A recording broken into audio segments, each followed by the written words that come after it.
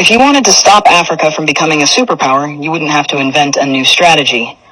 The blueprint has already been written, tested, and perfected over centuries.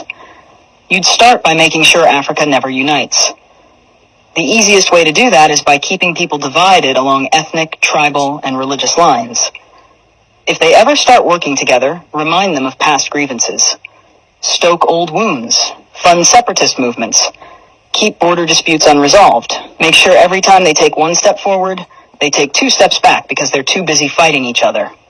You'd install leaders who serve foreign interests, not their people. Find the most corrupt, the most easily manipulated, the ones who crave wealth and status more than progress. Offer them power in exchange for loyalty. If a leader rises who actually cares about Africa, get rid of them. Assassinate them if necessary. But if that's too messy, just destabilize their government and back a coup.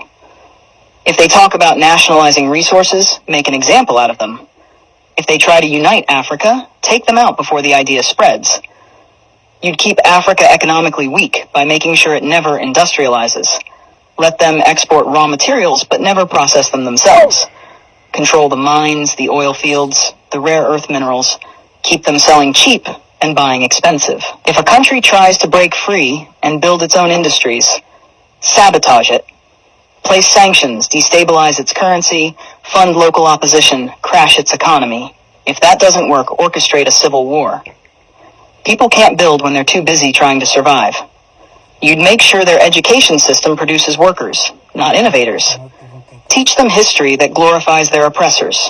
Make them think their cultures are primitive. Their ancestors were savages. Their future depends on foreign approval. Train them to memorize, not to think critically. Keep their best and brightest looking overseas for opportunities. Make them dream of escaping Africa rather than fixing it. Offer scholarships that take their top minds to the West and never encourage them to return. Let the continent keep training doctors and engineers only for them to go enrich other nations. You'd control their narratives. Own their media, control their stories, dictate their image to the world. Make them believe they are corrupt, hopeless, eternally in crisis. Flood their screens with poverty porn and war zones. Show them charity ads that make them believe they are helpless without foreign aid. Downplay their successes. Twist their victories into isolated incidents. If an African country develops a groundbreaking innovation, credit a foreign investor. If an African leader implements a successful policy, frame it as an anomaly rather than proof of competence. You'd make sure they remain dependent. Drown them in debt. Offer loans with impossible conditions. Force them to privatize everything so foreign corporations own their water, their electricity, their land. When they struggle, give them just enough aid to keep them alive, but never enough to make them self-sufficient. Use charities to create a culture of reliance rather than resilience. Make them think foreign intervention is necessary, that they can't solve their own problems, that they always need help from the outside. You'd suppress their military strength.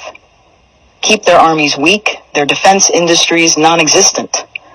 Sell them weapons to fight each other, but never let them develop high-tech military technology.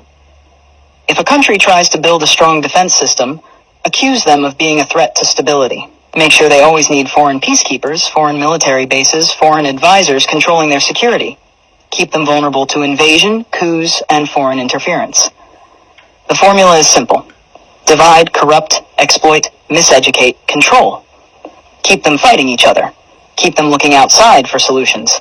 Keep them poor, dependent, insecure. Make sure every attempt to break free is met with resistance so strong that the next generation thinks twice before trying again. This isn't a theory. It's history. The real question isn't how to stop Africa from becoming a superpower. It's how Africa can break the cycle despite every effort to keep it down.